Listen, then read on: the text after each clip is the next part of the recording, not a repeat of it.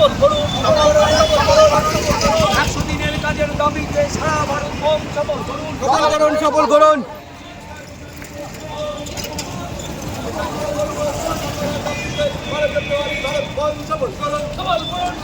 জাতি সমর্থন বাতিল করার দাবিতে 12 ফেব্রুয়ারি ভারত বন্ধ সফল করুন।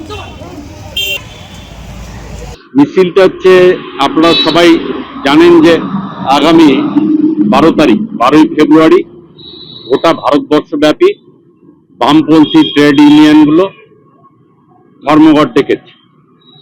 শ্রমিক কৃষক স্বার্থ বিরোধী যে পদক্ষেপগুলো কেন্দ্রীয় সরকার নিচ্ছে তার প্রতিবাদী এই ধর্মঘট।